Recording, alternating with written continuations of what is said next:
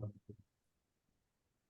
भाई आज देखो, स्क्रीन शेयर कर देता हूँ मैंने स्क्रीन पे।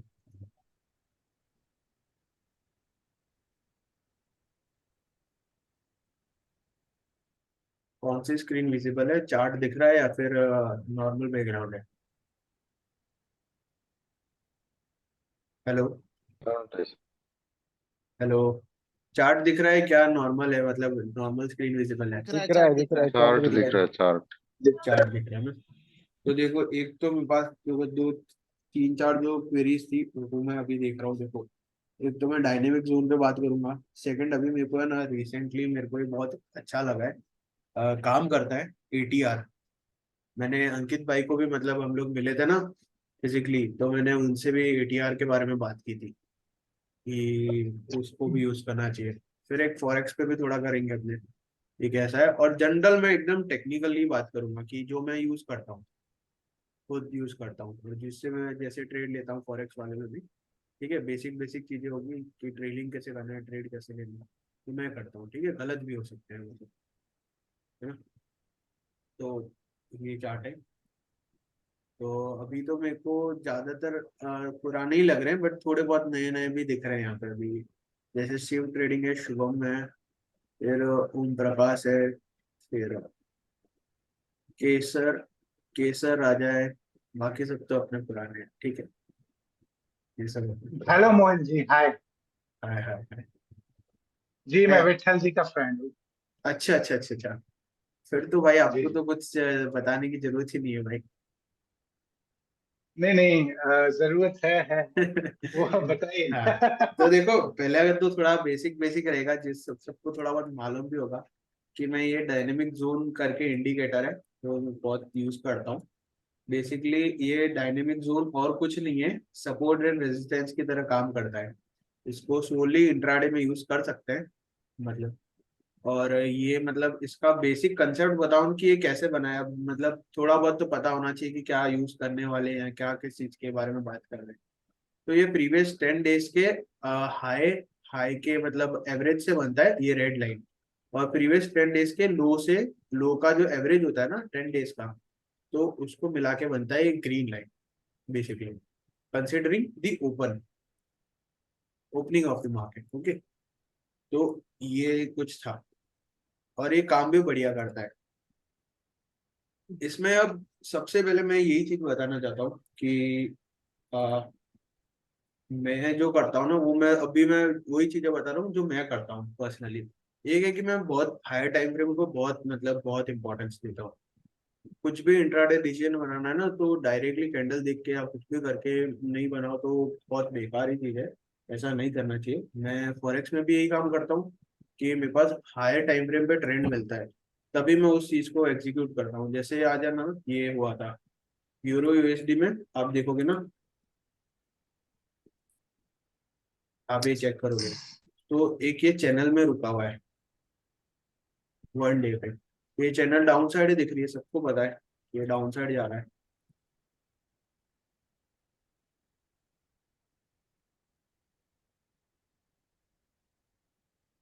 और ये हाल फिलहाल अपने रेजिस्टेंस के पास था। ठीक है, मैं थोड़ा बीच में होता है ना, तब मैं स्कैल्प लेने का ट्राई करता हूँ बाइक साइड, बट जिस टाइम पे भी वो रेजिस्टेंस पे होता है ना, मैं बिल्कुल ट्राई नहीं करता हूँ कि वो बाय करूँ उस चीज को। उस चीज को एक स्विंग ब्रेक करने का टाइम ही देता हूँ। एक चीज है जो मैंने मेरे मेंटर से सीखी है कि रिवर्सल सब लोग कैसा करते हैं ना, रिवर्सल में सब लोग कैसा प्ले करते हैं, सब लोग बॉटम कैच करने की कोशिश करते हैं या टॉप कैच करने की कोशिश करते हैं। हमेशा ये होता है, बट उसकी प्रोबेबिलिटी बहुत कम रहती है। मैंने यही चीजें मेरे मेंटर से सीखी है कि कभी भी बॉटम कैच रिवर्सल पे प्ले करना हो ना, तो हमेशा एक स्विंग को जाने दो पहले। जैसे आप गोल्ड में देखोगे ना, तो एक स्विंग अभी रिसेंटली निकला है, देखिए। जैसे कि गोल्ड एक डाउन साइड वाली चैनल में था। एक मतलब थोड़ा मोटा मोटा बता दूं तो ये थोड़ा डाउन साइड में ही था, है ना? फिर इस चैनल का ब्रेकआउट हुआ, ब्रेकआउट हुआ, और यहाँ पे मिनी ब्रेकआउट्स भी हो गए। बट ये एक ये ऐसा पॉइंट था ना जिसने मतलब 2-3 कैंडलों पे हाई को ब्रेक किया था। दैट मीन्स इसने यहाँ से लिक्विडिटी ले ली थी, तो हम इसको एक स्विंग कंसिडर कर सकते हैं। तो वही बात है कि हमें ये नहीं ढूंढना है। वैसे भी मेरे ये लाइन ऑलरेडी ड्रॉ थी जब मार्केट इधर कहीं घूम रहा था। ये वाली जो लाइन है ना, ये मेरे पास ऑलरेडी ड्रॉ थी कि क्या कब करना है, तो सपोर्ट एरिया पे था। बट स्टिल मैंने ऐसा कोई प्लान नहीं किया ज्यादा कि मैं बड़ा कोई बिग बाय साइड ट्रेड लूँ। ठीक है, ज्यादातर सेल साइड के ही रखे।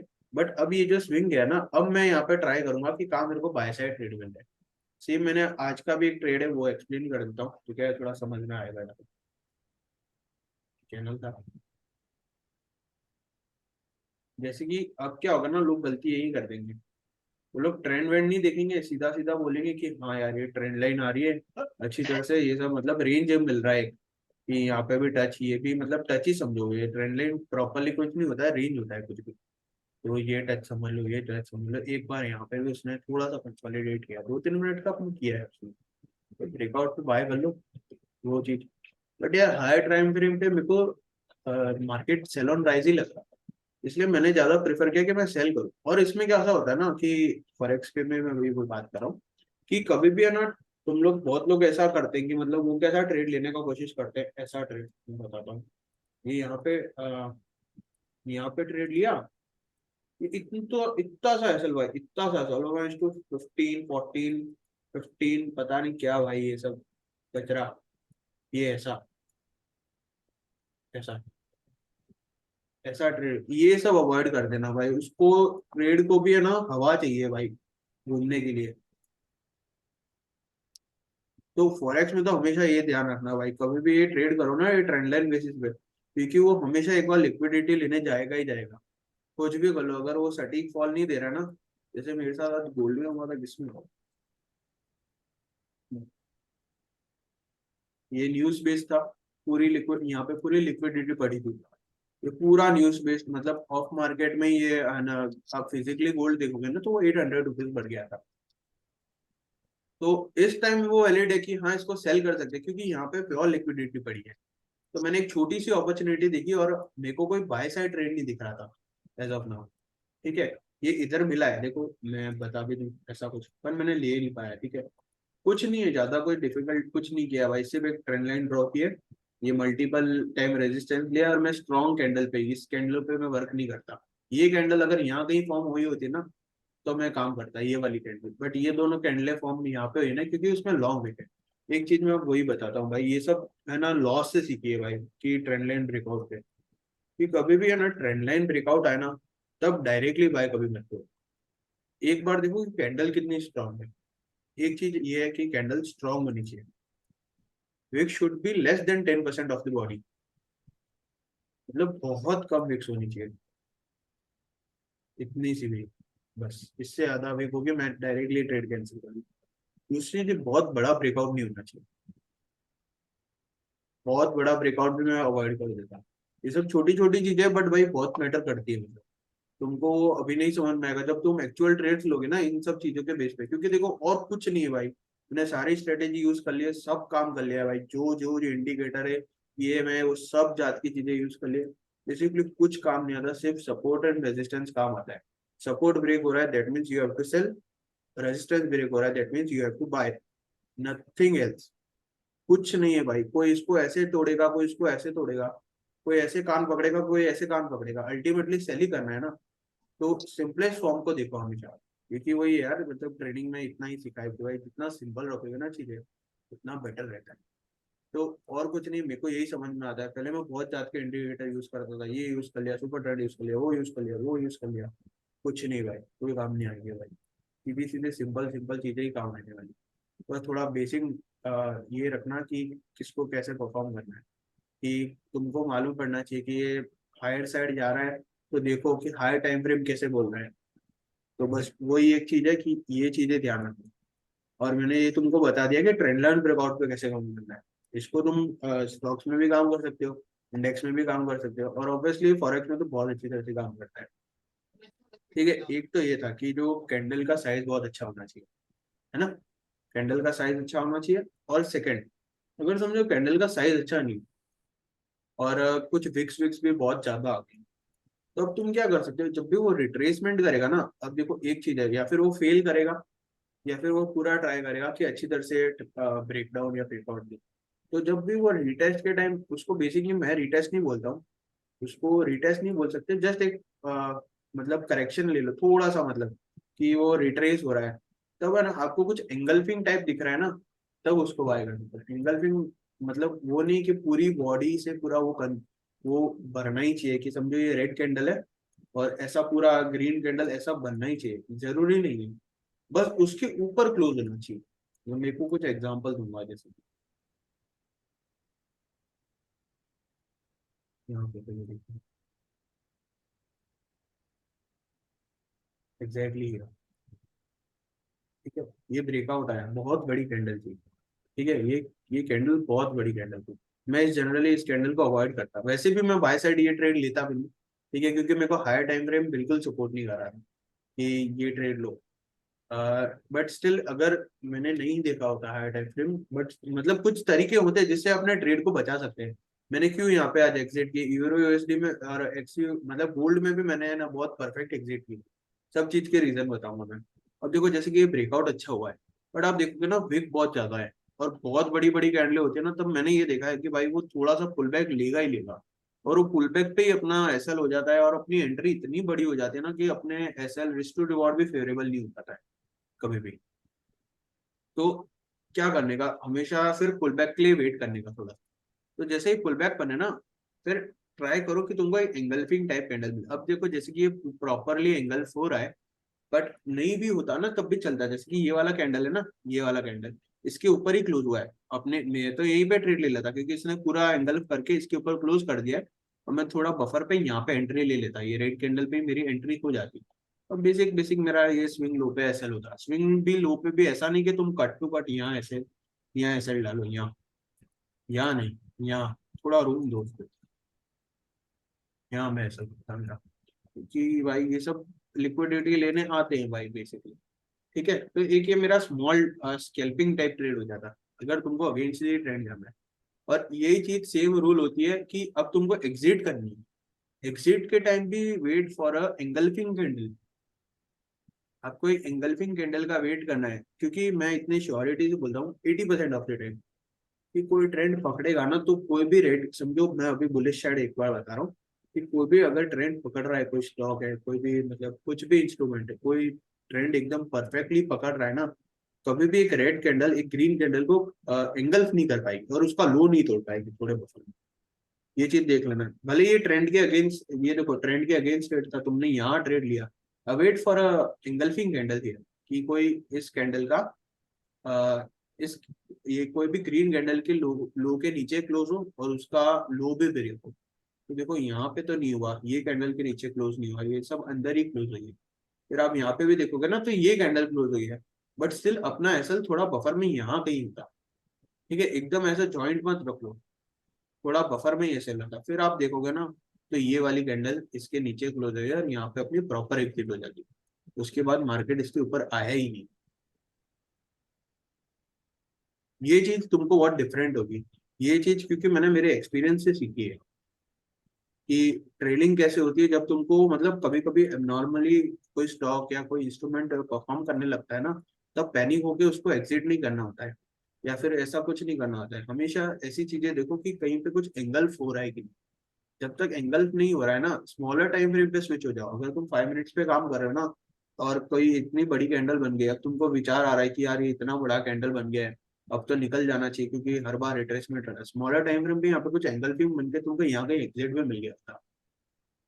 तो एक चीज ये ट्रेल का हमेशा याद रखना, कि कभी कुछ ट्रेलिंग नहीं मिले ना, क्योंकि देखो तुम इंडिकेटर वो सब से भी ट्रेल कर सकते हो, थोड़ा ठेकेनाशी is also good way to trail, but still ये एक यूनिक वे है जो मतलब इतना नया नहीं है, और ये सब चीज चल रही है अभी अच्छी तरह से। ठीक है, ये सब चीजों में तुम पागल हो जाओगे। एक ये था कि ब्रेकआउट पे कैसे ट्रेड करते हैं। और अब दूसरी बात एटीआर, एटीआर अभी मेरे को क्योंकि देखो मेरे को बहुत सारे इंडिकेटर से ये काफी डिफरेंट इंडिकेटर लगा बेसिकली, एटीआर। एडीएक्स ना।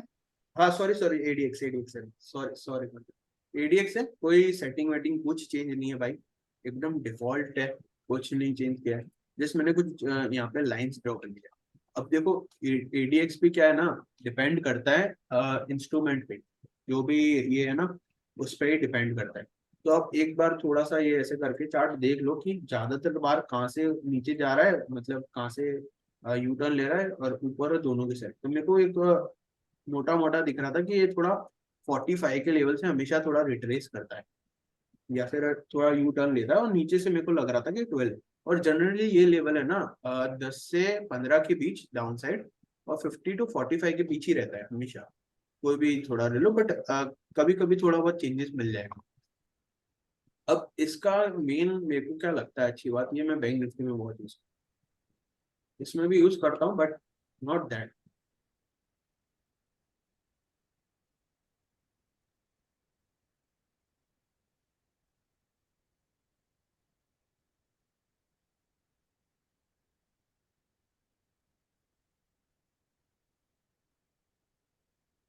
ठीक है, जब भी एडीएक्स, अब देखो अब बहुत सारे इंडिकेटर वही होते हैं लैगिंग, ये भी कोई ऐसा कोई खास इंडिकेटर नहीं है। बट मेरे को ये क्यों अच्छा लगता है कि ये आरएसआई जैसा भी नहीं है कि मतलब वो बढ़ रहा है तो वो प्लस चलाएगा, गिर रहा है तो डाउन चला जाएगा। ये टोटली वॉलेटिलिटी बेस्ड है। जब भी एकदम वॉलेटिलिटी एक बार गिर जाती है, मतलब मार्केट एकदम साइडवेज हो जाता है, तब ये डाउन आ जाता है। या फिर जब वॉलेटिलिटी एक पीक पे आ जाती है, दैट मीन्स मार्केट बहुत ज्यादा मूव कर चुका है, तब ये एकदम टॉप पे चला जाता है। बट इसका भी एक मीन रिविजन होता है, मीन रिवर्जन होता है, सॉरी। ठीक है, तो हमें कैसे प्लान करना है एज अ ऑप्शन सेलर और एज अ ऑप्शन बायर। हमें ऑप्शन हमेशा बाय तभी करना है जब एडीएक्स ये 15 के नीचे फॉल हो रहा हो। और 15 के नीचे फॉल होने के बाद है ना, तुम क्या कर सकते हो, सेम मेरा सेटअप जो ट्रेंड लाइन वाला है ना, जो मैंने अभी समझाया। अभी मैं इसमें तो ज्यादा एग्जांपल नहीं मिलेंगे, क्योंकि गैप डाउन की वजह से ये सब पूरा खत्म हो जाता है। फॉर एग्जाम्पल देखो,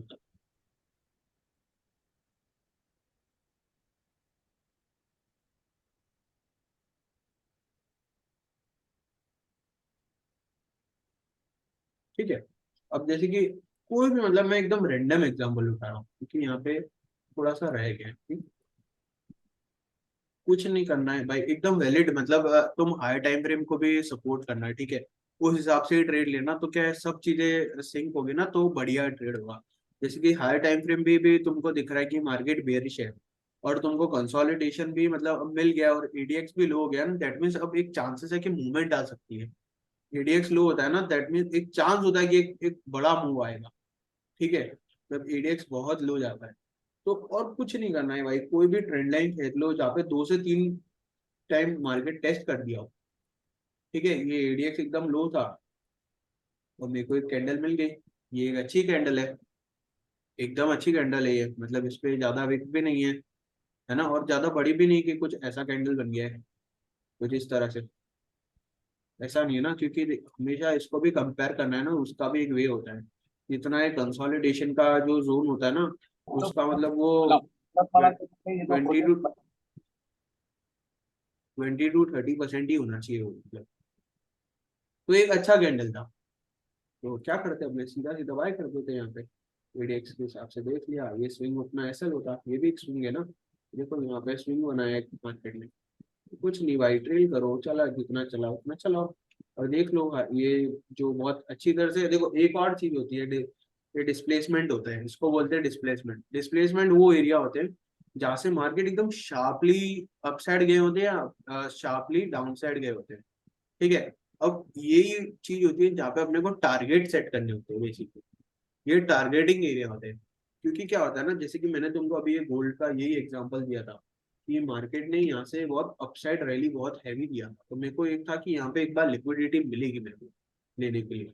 तो वो होता है इसको बोलते हैं डिस्प्लेसमेंट, दैट मीन्स कि बहुत शार्पली मिला है। तब ये सब जो जगह होती है ना, वहाँ पे तुमको सपोर्ट एंड रेजिस्टेंस बहुत ही अच्छी तरह से काम करते हुए मिलेंगे।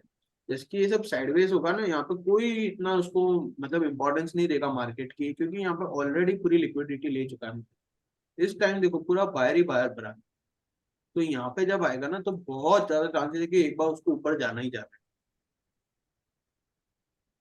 लिक्विडिटी भाई बेसिकली यार, मतलब जैसे कि देखो, ये आप मूव देखोगे ना, तो यहाँ पे सेलर्स नहीं थे।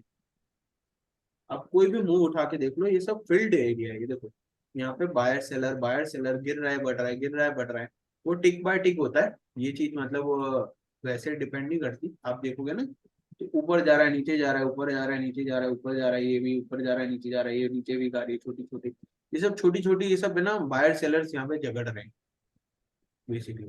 बट इस कैंडल पे देखोगे ना तो यहाँ पे कोई भी सेलर दिख रहा है आपको, मतलब बेसिकली सेलर होता है बट वो चार्ट पे नहीं दिख रहा है कि ये पे तो बाइंग साइड ही मतलब स्ट्रांग है ना। तो मार्केट हमेशा क्या होता है ना, ये इसको फील करता है हमेशा। जब अपने कैसा बोलते हैं कि गैप गैप पड़ा है तो गैप फील होगा, बोलते ही है ना। अपने बैंक निफ्टी में गैप होते हैं तो गैप फील होता है ना, वो अनट्रेडेड एरिया होते हैं बेसिकली। तो वही होता है कि वहां पे लिक्विडिटी तो भरनी चाहिए ना, मतलब वहां पे भी ऑर्डर्स होने चाहिए ना उस प्राइस पे, उस मतलब। तो बेसिक वही चीजें होती है। तो यहाँ पे जब प्राइस फिल होने जाता है ना तो ये वाले सपोर्ट एंड रेजिस्टेंस बहुत अच्छी तरह से काम करते हैं। जहाँ से मार्केट सडनली बढ़ा है जैसे कि ये एरिया, ये वाला एरिया है, उसको एक्सटेंड कर दूंगा ना तो ये है कि प्राइस आता है यहाँ पे, हर डिस्प्लेसमेंट को बढ़ता है प्राइस। आप ये देखोगे बहुत अपसाइड, बहुत हैवी अपसाइड रैली थी। ये देखो बहुत अपसाइड हैवी रैली थी, बढ़ दिया ना मार्केट ने सेल सेल करके, है ना। तो बेसिक और ये वाले जो होते हैं ना डिस्प्लेसमेंट एरिया, यहाँ पे टारगेट हमेशा सेट करने के। ये तुम बैंक निफ्टी में ले लो, स्टॉक में ले लो, कुछ भी कर लो, अगर तुमने कोई ट्रेड लिया और आसपास लिख रहा है ना कि बहुत अच्छा मतलब वो बढ़ा है, और जहाँ से शुरू हुआ है और जहाँ पे एंड हुआ है ना, वो बहुत अच्छी तरह से सपोर्ट एंड रेजिस्टेंस की तरह काम करते हैं। आज गोल्ड में मेरी परफेक्ट एग्जिट थी, परफेक्ट यानी परफेक्ट एग्जिट। मेरे को मालूम था कि ये यहाँ से लिक्विडिटी लेगा, यहाँ पे ये जो लो कटेगा ना, ये वाला लो, अब इसमें ये लो, ये वाला, इस यहाँ तक तो सब ट्रेडेबल था ही। जैसे ही यहाँ कटेगा ना तो बहुत सारे लोग सेल करेंगे, इसलिए मुझे मालूम था कि भाई यहाँ पे निकल ले वरना पूरा होने वाला है। और वो डायरेक्टली मेरा जा पाएगा कुछ बेसिक चीज वही है भाई। एटीआर बहुत हेल्प करता है इस चीज में, तो तुमको कब कब मोमेंटम में कभी भी एटीआर लो हो ना या फिर कभी भी एटीआर हाई हो ना, हाई, तब एक बार मोमेंटम बेस्ड ट्रेड मत करो कभी। बहुत ज्यादा हाई हो ना, कि मैं एग्जाम्पल देता हूँ, क्योंकि यहाँ से बहुत चांसेस होते हैं कि मार्केट यू टर्न लेगा। ये तो एबनॉर्मल है बहुत। ये अब देखो, ये एटीआर आया, इसने वापस से अपना स्विंग काटा। तो यहाँ पे अपने को नहीं ट्राई करना है कि अपने को ट्रेड करें, क्योंकि आप कोई भी देखोगे ना यहाँ पे ब्रेकआउट वेकआउट भी नहीं चलेंगे ज्यादा, ये एटीआर बेस्ड। तो समझो ये ब्रेकआउट पे ट्रेड लिया होता है, ज्यादा टच में नहीं मिले, ठीक है, इतना वैलिड नहीं मिल रहा है, बट स्टिल। तो इसमें मैं बैंक निफ्टी में इसको ज्यादा यूज करता हूँ। जब भी एटीआर देखो, अब इसमें कैसा होता है, मैं इसको कैसे यूज करता हूँ बैंक निफ्टी में वो मैटर करता है। जब भी एटीआर डाउन जाता है ना तब मैं रेडी रहता हूँ कि मैं एक ये कि अब एक मूवमेंट आने वाली है, तो मैं पोजीशन थोड़ी लाइट करने की कोशिश करता हूँ। जब भी एटीआर मतलब बहुत ज्यादा लो चला जाता है ना, और जब भी एटीआर बहुत ज्यादा हाई चला जाता है ना, और यू टर्न मारने की कोशिश करता है ना, यू टर्न, दैट मीन्स अब मैं रेडी हो जाता हूँ कि मैं स्ट्रगल पे जाऊंगा एक बार की। और ये कि वो रिवर्सल है ना, रिवर्सल के साइन में लेगा। मतलब समझो ये एटीआर यहाँ से घूम रहा है ना ऐसे होके, तो वो टर्न भी है ना पूरा वो ऐसे होके लेगा, मतलब यू शेप में ही लेगा। तो अपोजिट साइड ज्यादा सेल करना है। हमेशा ये ध्यान रखना कि एटीआर जब भी ऊपर हो ना तब बहुत अच्छा एरिया होता है सेल करने के लिए, क्योंकि ये मैक्स मतलब वॉलेटिलिटी पकड़ ली होती है, वो उसको यू टर्न बहुत मुश्किल लेता है। ये देखो जैसे जो आज का एटीआर आया, तो जैसे जैसे एटीआर ने लिया बहुत अच्छा रैली आया था। मतलब ये तुमको लग रहा होगा कि इतने से भी क्या होता है बैंक निफ्टी में, भाई कहीं ट्रेड करके देख लो, कभी स्ट्रेडल के आसपास खेल के देख लो, पता चल जाएगा भाई ये कितना मूवमेंट। फिर देखो जैसे ये लोग हैं आराम से बैठो। तो यही कंसेप्ट है भाई बेसिकली एटीआर का। एटीआर इसलिए मेरे को डिफरेंट लगता है कि बस वो एक वॉलेटिलिटी के लिए मेरे को बता देता है कि देखो कि अब ये वापस ये ऐसा हुआ है तो ये यू टर्न लिया इसने, वापस से अपने अंडर आया एटीआर देखो, तो उसने मतलब एकदम रिवर्सल वाला एंट्री दिया हमेशा एटीआर में। और जैसे डाउन साइड जाएगा तब रेडी रहो कि एक बड़ा मूवमेंट आने वाला है, तो कुछ भी ब्रेकआउट पकड़ लो यार, कोई भी ब्रेकआउट। जैसे कि तुम ये भी देखोगे ना, तो कुछ नहीं, छोटा सा ट्राइंगल पैटर्न टाइप बना है,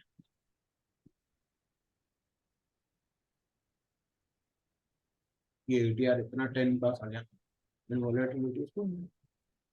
बाकी यार बैंक निफ्टी कैसा है ना, ये गैप डाउन गैप अप कर देता है ना, तो एक बेस्ट एग्जांपल नहीं है, बट एक बार मार्केट का स्ट्रक्चर फॉर्म हो जाता है ना, तब ये बहुत अच्छी तरह से काम करता है। एक बार स्ट्रक्चर फॉर्म हो जाए तब मैं यही ट्राई करता हूँ, जब ऐसे ये ATR मतलब ये ऐसा आ जाता है ना, और मैं कुछ देखता हूँ कि स्ट्रॉन्ग कैंडल से ब्रेकआउट होता है, मेरा मेरा पोजीशन ही नहीं खड़ा होता है उस टाइम। कुछ भी हो जाए मैं उस टाइम पोजीशन नहीं खड़ी करता हूँ। मुझे मालूम है वो मार्केट मारेगा मेरे को। और जैसे पीक पे आ जाता है, मेरे को लगता है कि पीक पे आने के बाद यू टर्न मार रहा है, मैं फिर से थोड़ा सेफ खेलने लग जाता हूँ। और एकदम पीक पे आके करता तो मैं स्ट्रगल बेचने लग जाता हूँ। बस यही कॉन्सेप्ट है। और एक तो आप ये सब भी सब देख सकते हो कि डायनेमिक के अंदर ये डायनेमिक को नहीं तोड़ रहा है। और डायनेमिक का बहुत अच्छा इंडिकेटर है यार, मतलब बहुत अच्छी तरह से काम करता है कि आपको सपोर्ट रेजिस्टेंस मतलब बहुत अच्छी तरह से काम करता है। ये भी आज भी देखो, मतलब निफ्टी में एकदम एग्जैक्टली डायनेमिक से सपोर्ट आया था। सर ये डायनामिक जोन जो है हाँ किसी किसी जगह पे नैरो है, किसी जगह पे वाइड है, ये इसका कारण क्या है? क्या मतलब, सॉरी। देखिए, जो ट्रायंगल बना हुआ है उसमें तो वाइड थोड़ा ज्यादा है, डायनामिक जोन। आपकी आवाज थोड़ी सी। एक सेकंड।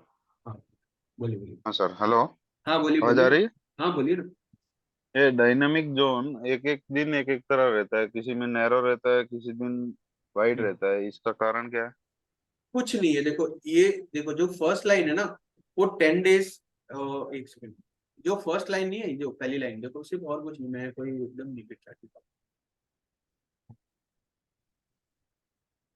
ये जिस दिन ना, ये देखो इसमें बहुत वाइड है, ठीक है, ये काफी वाइड है, तो काफी नैरो है। हाँ। वाइड है ना, दैट मीन्स कि बहुत ज्यादा चांसेस है कि ये साइडवेज ही रहेगा। जिस दिन एकदम नैरो ना, तब रेडी रहना कि ये टूट जाएगा ज्यादातर।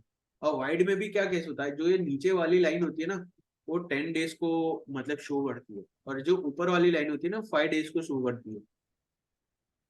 और ये 10 डेज को शो, ये उसकी भी ऊपर वाली लाइन 10 डेज को शो करती है, इसके नीचे वाली लाइन 5 डेज को शो करती है। इसका बेसिक कुछ नहीं है भाई, प्रीवियस 5 डेज का हाई लो पे बेस्ड होता है। क्योंकि हाई और लो पे सबसे ज्यादा सप्लाई और सबसे ज्यादा डिमांड होती है। प्रीवियस डे पे भी आपको देखोगे ना कि इस एरिया पे सबसे ज्यादा डिमांड थी, इसलिए तो प्राइस इतना गिरा। इस यहाँ से क्यों नहीं गिरा, क्योंकि यहाँ पे ऑलरेडी डिमांड एरिया था, डिमांड थी यहाँ पे। यहीं से ये सप्लाई क्यों आया, क्योंकि यहाँ पे बहुत हाँ ज्यादा सप्लाई थी। तो वही होता है कि ये हाई लो इसलिए इम्पोर्टेंट बहुत ज्यादा होते हैं। और वो उस चीज का सोनी जी, एवरेज। आपने हाँ। डेली आप कितने फॉरेक्स पे ट्रेड ले लेते हैं? मतलब आज कितने लिए फॉरेक्स पे ट्रेड? हाँ भाई, आज तो मैंने थोड़ा मतलब खेल खराब किया था, 3 ट्रेड लिए थे भाई, मतलब सुबह सुबह का मैं ट्रेड दिखाऊं ना, तो ये देखो मतलब ऐसा कुछ था आपको, जी। मैं फोरेक्स में तो आपको क्या समझाऊंगी, तो ये नहीं लिया था, ये तो मैं जस्ट ये मतलब वो समझाने के लिए अच्छा है, देखो आपको बताता हूँ। बेसिक ट्रेड है, कुछ नहीं, थोड़ा देख तो लो। फॉरेक्स में इजीली मतलब ट्रेड मिल जाते हैं रोज दो तीन, अगर अपन अच्छे से देखें तो? अब भाई ऐसे तो मार्केट में भी, अपने मार्केट में भी ऐसा कुछ नहीं है कि आपको ट्रेड नहीं मिलेंगे। ये तो बस वो स्किल होती है कि आपको कैसा ट्रेड पकड़ना है। बाकी यहाँ पे जो आपको है ना एसएल हंटिंग दिखेगी ना, तो आप भूल जाओगे कि भाई फिर कभी जीवन में इसको नहीं टच करोगे भाई, इतनी गंदी एसएल हंटिंग होती है। ये आपको दिख आज रहा है। 1:6 का मिला डिस्प्ले अवार्ड? नहीं नहीं, मेरा आज कुछ, मेरा देखो आज का डे मेरा थोड़ा नॉर्मल नॉर्मल सा ही था। अ, बीच में वो पूरा लोड हुआ था। देखो ये, और मेरा एक ये इसमें मैंने एक एसएल खाया था। यही मेरे ट्रेड थे। ये जो ट्रेड था ना, मैं लॉजिक में बताऊंगा, ये थोड़ा सा मेरा है ना स्मार्ट मनी कॉन्सेप्ट पे बेस्ड था, ये वाला ट्रेड, ये वाला। इसमें कुछ नहीं था कि है ना, इसने क्या किया था।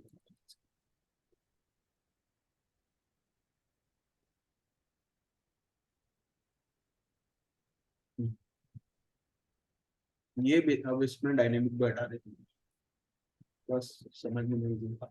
ये सब क्या है ना, जुनून से, रोज, ये न्यूयॉर्क सेशन है, फिर ये टोक्यो सेशन है, ऐसे ये सब 4 सेशन होते हैं मतलब फॉरेक्स में, जी क्योंकि 24 आवर्स जी। चलता है, ठीक है, हर सेशन में। हम्म।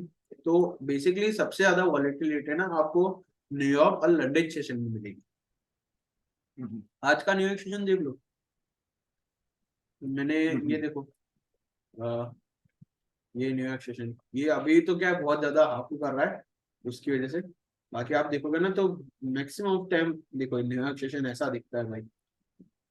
ये आप देख रहे हो, ये जो इतनी बड़ी कैंडल है ना भाई, ये आराम से आपका अकाउंट वाइप करने के लिए बहुत इनफ कैंडल है भाई, कि आपको मालूम नहीं पड़ेगा कब ट्रेड एग्जिट करना है, कब क्या करना है। ये वाला ट्रेड मैंने एक्चुअली में कितना स्टॉप लॉस लगाओगे? भाई अब ये तो एक लिमिट है। लॉट साइज पे डिपेंड करता है, ऑलमोस्ट 1.2 1.12% का है, लॉट साइज पे डिपेंड करता है। बाकी एक ये वाले में मैंने इसमें लिया था, गोल्ड में था, ये वाला मूव मैंने कैप्चर किया था एक्चुअली।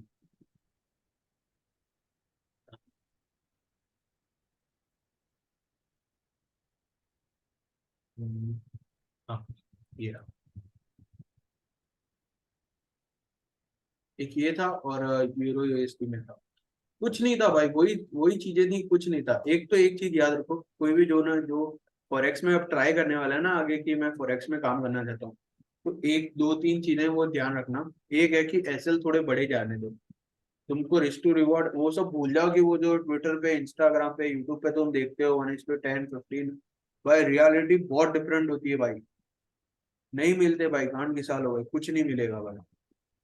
वो ऐसा होगा कि 10 ऑफ 1 ट्रेड होगा एक ऐसा, कि तुमको मिल जाएगा, वो भी बहुत लकीली मिलेगा जो मिलेगा, वो भी तुम्हारे में होल्ड करने की मतलब कैपेसिटी होगी तो मिलेगा भाई। बाकी भाई आराम से 1:2 3 मैक्सिमम मिलते हैं बस, इससे ज्यादा भाई बहुत खराब काम है, क्योंकि इतने फास्ट रिवर्सल आएंगे ना, वो आपके ब्रेक इवन पे आने पे 1 मिनट नहीं लगाएगा भाई कभी कभी।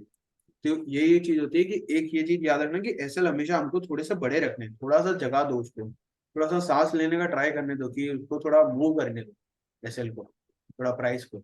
तो हमेशा थोड़ा स्विंग, ऐसा नहीं कि तुम समझो कि ये मैंने 3 मिनट पे ट्रेड किया था।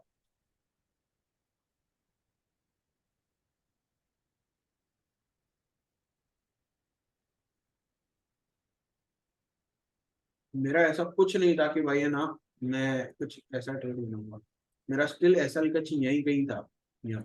मैं चाहता तो मेरा एसएल यही रख देता।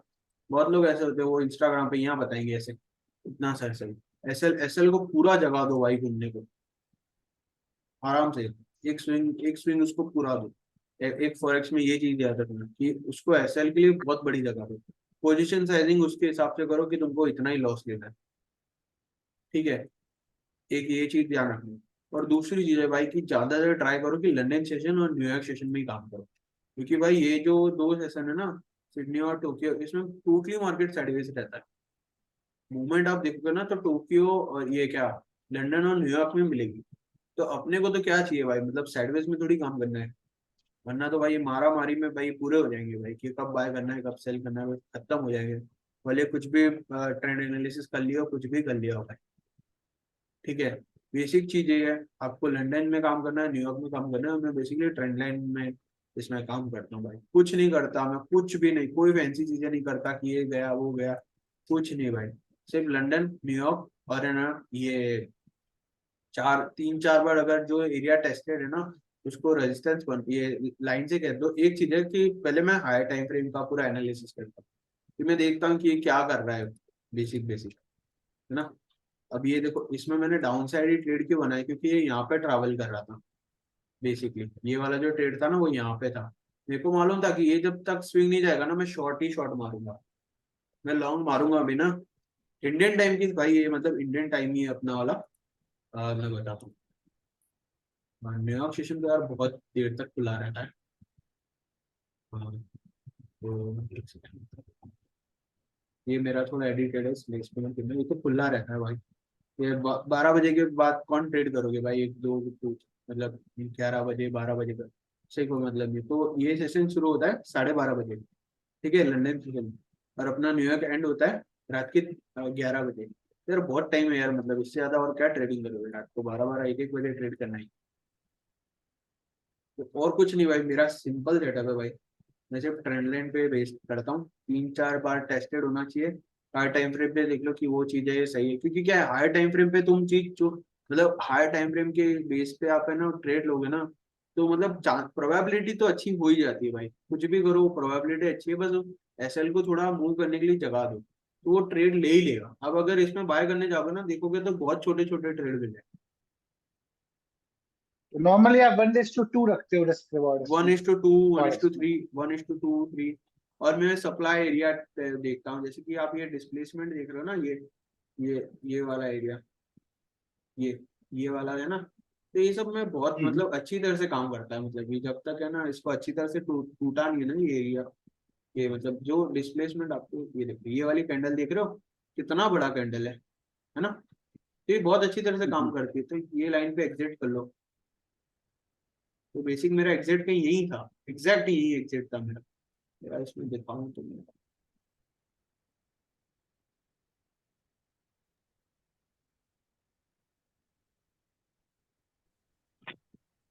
ब्रोकर एक्सनेस आहे आणि मेटा ट्रेडर 5 ला लिंक केलेला आहे हाँ। प्रशांत. एक्सनेस ब्रोकर आहे. और मैं तो फंडेड अकाउंट पे काम कर रहा हूँ अभी, तो पूरा डिफरेंट है ये। ये फंडेड अकाउंट का क्या मतलब है? भाई फंडेड अकाउंट में ऐसा होता है ना कि मतलब आपको चैलेंज मिलते हैं, जैसे कि मैं एक बार,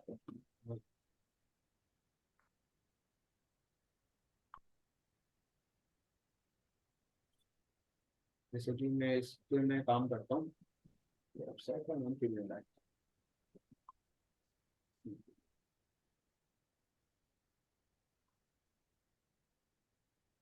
ठीक है। जैसे ये भी एक प्रॉप फर्म है, ठीक है। इसमें क्या होता है ना, आपको अकाउंट मिलते हैं बेसिकली। अब मैं मतलब लोग आपको फंड्स देते हैं ट्रेड करने हाँ के लिए? हाँ हाँ हाँ। अब इसमें बेसिकली चैलेंजेस होते हैं, दो फेज में वो चैलेंज होते हैं। पहले 2 फेज में आपको डेमो अकाउंट मिलता है। जैसे कि अभी करंटली मेरे पास $5,000 का अकाउंट है, ये वाला, ठीक है। ये अब मैं ओरिजिनल है कि डेमो है? अभी डेमो है, बट मेरे लिए तो मैं ओरिजिनली कंसिडर करूंगा, क्योंकि भाई मैं इसमें अगर रिटर्न बना पा रहा हूँ तो थर्ड फेज में मेरे को ओरिजिनल फंड मिलेगा भाई। और उसका मेरे को एटी अच्छा। परसेंट मतलब समझो कि मैं $5,000 का हर महीने मतलब 400, क्योंकि यार फॉरेक्स में बन जाता है भाई, अगर तुमको थोड़ा भी अच्छा खासा आता है ना भाई, तो फॉरेक्स में बन जाता है भाई अच्छा रिटर्न। तो वही है कि तुम $400-500 अगर 10-12% बना रहे हो मतलब फॉरेक्स में, तो भाई $500 का मतलब ये तो भी छोटे छोटा अकाउंट है, तो भाई 80% वो आपको एक मतलब मेरे दे कजिन देंगे। है, एक मेरे कजिन है पुणे में, मम्मी के कजिन है, वो $1,000 से महीने का $1,000 बनाते हैं, वो कह रहे आराम हैं से आराम बनता है। से। हाँ बनता है भाई, बन वो तो मेरे लिए तो बहुत रिस्की है भाई, और मैं कभी जीवन में नहीं बना पाऊंगा भाई ये 100% भाई, एक एक महीने में तो भाई मैं ना इतना रिस्क टेकर हूँ भाई। हाँ मैंने अकाउंट बहुत उड़ाया भाई।